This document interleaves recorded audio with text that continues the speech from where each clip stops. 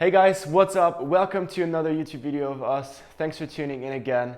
Today's topic will be recovery. We talk about the 3 pillars of recovery, so enjoy the video and have fun.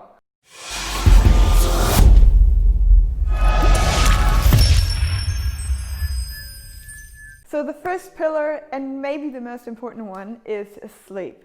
And we all know sleep is important. We can't survive without sleep. It's not only about the quantity of the sleep, but also the quality of the sleep. Let's dive into the quantity of the sleep. How much sleep do we need? Some people swear they can get off from 5 to 6 hours, or like even less, like less than 5 hours of sleep per night. And for some people that might be true, but it is a very, very small percentage of people. I don't know the exact percentage, but I would say it's less than 3%. And then for the majority of us, it is important to get at least like 7 hours of sleep per night. And it is also known that you cannot get back lost sleep. Once you've lost it, it's gone. And when we look at the sleep, let's say 7 to 8 hours would be great for most people. Then it's not only about the quantity, so the duration of your sleep, but also the quality of your sleep. So how much deep sleep did you get? How much REM sleep did you get? When did you go to bed? How do you feel when you wake up? And also how many interruptions did you have during the night? It's also known that for good quality sleep, you want to try to go to bed earlier rather than later. So the later you go to bed, the less good quality sleep you will get, because then the deep sleep phase will be gone, or mostly gone. Because in the early hours of the night, you get more deep sleep, and the later hours of the night, you get more REM sleep. So that is this in short. But it's the sleep is not only, like we know, sleep is not only good for your like recovery in terms of readiness of your tissue, so the adaptation and repair of tissue from previous training sessions, but also for your brain. So brain function, alertness, awakeness, energy levels, all that comes with good sleep. What can you do to enhance your sleep, to enhance your quality and quantity of sleep? So there are a couple of things that I want to mention today that everyone can add or do in their daily life. And it's only a matter of priority to really do these things. And then the first thing is to get out into nature as often as possible. You don't have to go for a walk 2 hours. 20 minutes of sunlight and 20 minutes of seeing nature rather than city or the full walls around you is super, super beneficial, not only for your sleep, but your overall health, mental health, for example. Then we have the reduction of blue light, especially in the evening.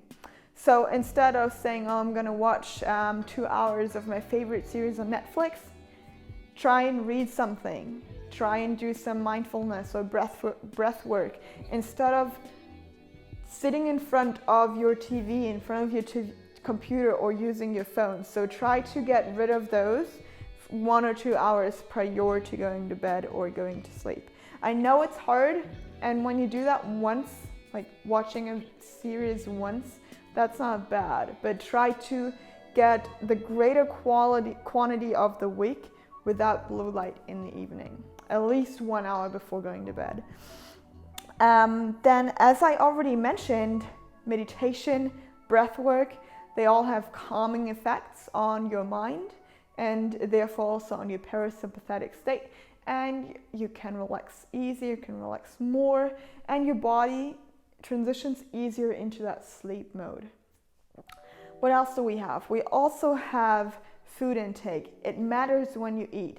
When you eat, your body has to digest the food afterwards.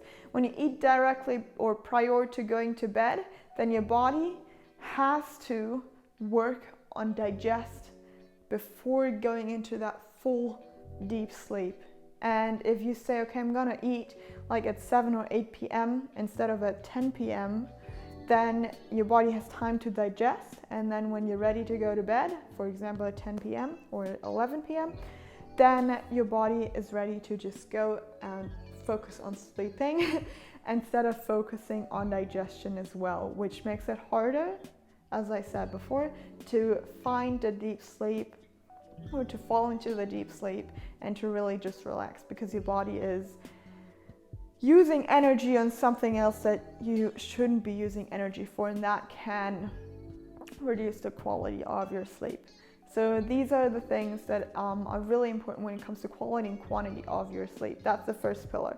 And as I said before, this is maybe one of the most important things, and that is also one that you have a lot of impact on, so you can choose how well or how unwell you sleep. So the second pillar is nutrition. Nutrition has a great impact on our recovery. Leslie already mentioned it. Nutrition, our last meal should be taken 2 hours, 3 hours prior to our sleep to really get into a deeper sleep. So obviously nutrition supports also our sleep or enhances our sleep. So don't forget about that. Nutrition is not a standalone pillar or topic. It really flows in to training and to enhance your sleep. So as it is as the topic is recovery, let's talk about nutrition in aspects in thinking about recovery. Nutrition after or a meal after a training is very important to get into that recovery process faster. So usually it's recommended for men to eat in a 2-hour window after the training. Obviously it's much better if you stick to 30 minutes or as quick as you can or as fast as you can getting your meal in. It can also be a quick meal like a banana, a fruit, something with fast sugars to digest for your body, so the nutrients can go even quickly into your muscles. So fast sugars are great, or protein shakes, which are obviously also easy to digest for your body, are great tools or great meals to get in right after your training to enhance and boost your recovery process right after your training. Don't wait and don't leave out that quick refeed after your training. Obviously, the biggest meal should also be after your training. It not has to be 30 minutes, but within a 2-hour window. So in best case, you have that quick sugar, that protein shake after your workout, and then 1 hour after your workout, at least 2 hours after your workout, have your biggest meal of the day to really start helping your body to recover the fatigued muscles, the fatigued area, and to get back up faster and recover faster. Obviously, nutrition itself has another impact, not only right after the training, but also when you wake up in the morning. To start the day right, to feel right, it's best to have a good meal in the morning. The meal in the morning sets you up for a good day. So we recommend it. Obviously, humans are different, and it's something that might work for me, maybe don't work for you. So test it out. I recommend my clients to start getting a healthy breakfast, let's say a smoothie, something light, some fruits, for example, not something crazy big or heavy. Just get a good start in the day with not a huge load of food. So to start feeling good in the morning, right? So that's the biggest thing about nutrition. Obviously, we can dive even deeper into the nutrition and into the more details with how vitamins and anti-inflammatory stuff that's in, let's say, fruits and vegetables, for example, help to boost the recovery process even more. But we want to keep it general so you get the best information and pick this information and put it in your daily routine, right? So that's the most important things about nutrition. Let's start talking about the third pillar. The third pillar is active recovery. Active recovery is also huge when it comes to recovery, because it's really not only about getting your muscles recover faster through sleep and nutrients. It's also getting your joints recover.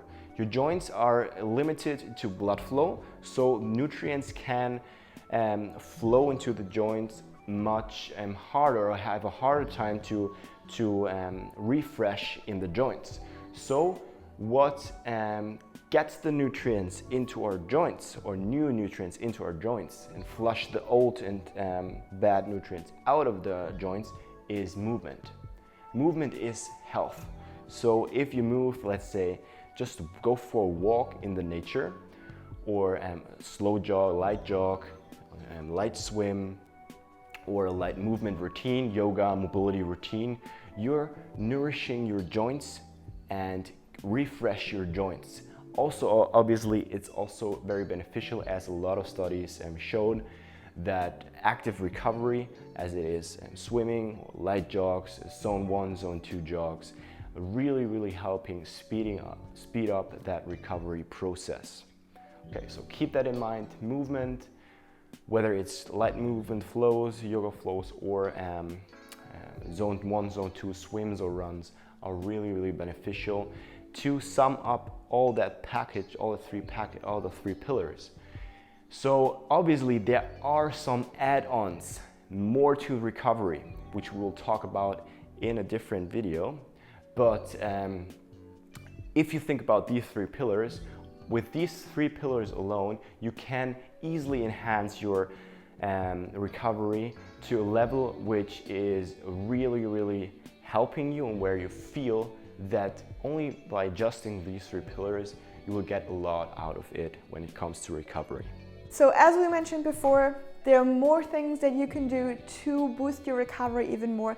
The important thing is that you take these three pillars and optimize them to your fullest potential, to your desire, and then you can add and implement other things that can additionally boost your recovery even more. So if you have questions, or if you have specific requests about certain methods or modalities for recovery, then let us know. Comment in the comment section below, and we will make sure to implement those questions into our next YouTube video, in which we will talk about other, or let's say, recovery hacks that you can add to your daily life, into your training routine, or whatever.